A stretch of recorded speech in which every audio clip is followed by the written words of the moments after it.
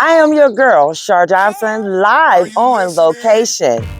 And by now, you probably heard about all of the Juneteenth events being shut down this weekend. I had the opportunity to talk to some of the organizers about how they feel about how these events were shut down. It is such a beautiful day, and I'm just so happy that I'm able to sit down with you and talk about what's really going on. Right. So let everybody know who really not in the loop, but they're speculating. Some people are still questioning, well, why is this being canceled? I think people really need to know it and know it for the real. Right. So a few days ago, the mayor put out a directive about how the Juneteenth festivals would be secure. They had a plan in place. They wanted to make sure that each festival had an adequate amount of police officers there, EMS workers, the whole entire system was in place. And in the 11th hour, Mayor Malik gets blindsided by a letter that came from 8 city council members saying that they felt like the Juneteenth, now mind you, there was other events that were going to be going on in the city, but only the Juneteenth events were unsafe and gave them concern and they should be canceled. Okay, so when you say the 8 council members, are these individual members from each ward or just individuals who are on the council? Because see, some people may not understand like how all that works. Right, so these were, it was initiated by Johnny Hanna, who is the Ward 5 council person currently. He initiated it. He went to them and said he felt that there were some safety issues. We're gonna unpack that because that right there is where all of this started from. Okay, so Ward 5, for those who don't know, because there have been people who was born and raised here in the city of Akron, right? But they may not understand. I live on the south side, I live on the east side. They may not understand like what the wards come in at. Right. So I need you to, be a little bit specific on that. So when we talk about Ward 5, it's the ward that I represented for 10 years. It is the heart of the city. Ward 5 covers East Akron, it covers North Akron, it covers parts of downtown Akron, it covers a slither of South Akron. And when I tell people Ward 5 covers almost every part of the city except for West Akron, that is true. So that is Ward 5 that this individual represents. And so he went to them with an urgency saying that he thought that there was going to be imminent danger at the park. It all started about just trying to get Joy Park shut down. Okay. And there was no way you were just going to get one Juneteenth festival shut down and thought it was going to be received well. It's already not being received well, but you just can't usher in saying you're going to shut Joy Park down and thought people were going to be okay with it.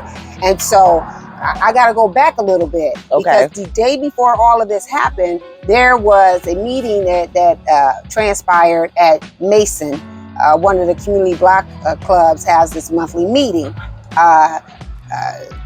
Mr. Hanna was there, and the residents had some questions and concerns that he could not answer. They wanted to know what was his plan as it related for safety. They wanted to know all kinds of things that he just didn't have an answer for. I mean, they want to know about housing grants. He had no answer for anyone. And so 2 of the young men that were there, one of them, Darshawn Boo Spragley, was there. He found issue with some things that Mr. Hanna had said on the news about the party, about he walked over liquor bottles and blood, which was a lie, but the news still printed it. It was a lie. First of all, we saw him when he was standing on the corner that next day after it already rained. Okay. After everything had already been cleaned up, all the bottles picked up by Boo Spragley himself, after he dropped his bleeding brother and his friend off at the hospital. After he made sure his brother was in stable condition, he came back home and cleaned up everything. So how did you walk over liquor bottles? How did you walk over blood? Now this is the incident that happened on here June 2nd. On June the 2nd. Yes. And it was aired nationally. I know, because my uncle in Colorado called me to check on me and my family. Right. So when this happened, this was actually earlier this month. Right. So now we're fast forwarding. And then the council meeting happened what was it, June 13th or 12th, or this 13th. is on the 13th? Yeah. Okay. And so now we're 11 days after the fact, and they're saying that there's some safety issues.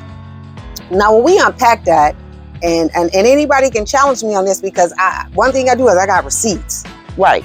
We have council members who just last weekend had events on city parks. I guess there was no safety issue concerns then, but there's one now. And so at this meeting, back to the meeting that happened at Mason, Bruce Spraggling said something to Mr. Hanna about the things he had said in the media that were not true. And then Deontay Brunson, sweetest young man ever, does a lot for this community. The young people in this neighborhood, they love him and they listen to him. So he stood up to remind Mr. Hanna of some things he said at a previous meeting to him that made him very uncomfortable and made him less than. He went to him with a whole heart saying he wanted to partner with him to work with, him in this community with the young people. And Mr. Hanna, I may be paraphrasing a little bit, basically looked at him and said, and what can you do? Made that young man feel like this after all the work and time and energy he has spent in this community, lived here his entire life. All of us have lived in this neighborhood our entire life. We know what makes this neighborhood tick. Right. We knew there was not going to be a problem at Joy Park because we knew what happened over there had nothing to do with anybody over here. We knew that. And so because of what happened at Mason, and he felt a certain kind of way, and there were some other people from the city government that were at that meeting who played a part in this whole instrument of writing this letter. They were at that meeting too. So they all ushered out and left together. So they left there with a plan. They left there with a plan because I'm at the meeting. In their mind, they're probably thinking I had something to do with these young men speaking their truth. I had nothing to do with that. These are young men who are their own individual persons. So instead of him extending an olive branch and trying to have a conversation with them, you go downtown and get all your buddies together and say, hey, I think there's going to be a problem over on the east side at this festival. Now, one of the things I need people to really understand that happened at this meeting, as Mr. Hanna is sitting on the stage at this meeting, he's reading off of a piece of paper, but then he decides to say on his own that he believes that they all should get together and go down on the corner of Kelly Avenue and 8th Avenue and pray. In my humble opinion, I believe that this ward and this community need to take note of this. Get the signatures, get them together. And if you're not registered to vote over here, now's the time to make sure that you are, because you need to know and understand who you're putting in the seats to represent you. Now, this is my opinion. Y'all need to get together, get the signatures, and get him out. Okay, so now that we see all of the ruckus and how it has upset Uncle Ruckus. Uncle Ruckus. Uncle Ruckus. Uncle Ruckus has upset our community. What is the community going to do about it? So one of the things that Mayor Malik mentioned in his speech is they want to make people whole. And they want to have a community event at John S. Knight on Wednesday, which is our Juneteenth. I don't believe many of those individuals will go. What about our vendors? We're talking about our food vendors, people who got food trucks, people who come and do ribs on their grills and all that. They can't go on John S. Knight. So what happens to them? So my plan is on Wednesday, I'm going to open up our family resource house. And first of all, we're going to do our award ceremony right here in the neighborhood. We've got 18 spectacular individuals from right here in the city of Akron who have done some great things. AkronHipToHop.com, Hiram is getting one of those awards. And so we're going to do that right here in the neighborhood. We're going to stay right here in our neighborhood because we are not afraid of our neighborhood. And I wish people could talk about get your kids, get your kids. Some of them is your kids too. But this ain't about them. This had nothing to do with that. The mayor said there was no credible threat. There it is. No credible threat. We canceled an event because a council person was in his feelings and was butthurt. Went and got all the other council members together to get them to sign on this. I wonder how many of them actually knew where this came from. Because I can guarantee you the only one knew was Ward 4 because she happened to be at this meeting with me. The intent was for us to have a celebration, to celebrate us and our culture. And it's okay to do that. I mean, when I hear people saying like, what is Juneteenth? Y'all 4th of July is our Juneteenth. That's what it is. That's what it is. And we have a right to be able to celebrate that. And if we don't want to go downtown like they pulled everything else downtown, like they pulled the African Festival downtown, we want to be in our neighborhood. We all have made a concerted effort to build these events in our neighborhoods because we want our neighborhoods to take pride. Yes. Pride in what we bring into our own communities. And that's okay. So, but you allow individuals to set you up. They set him up. All of them did. All 8 of them set him up for failure. Well, guess what? You are not failing the community. Well, I appreciate that. And I am so happy that you are still going to do this, your event. Absolutely. Community cultural event on Juneteenth. And for those who really don't know the significance of Juneteenth, now's the time for you to really get into play. That's right.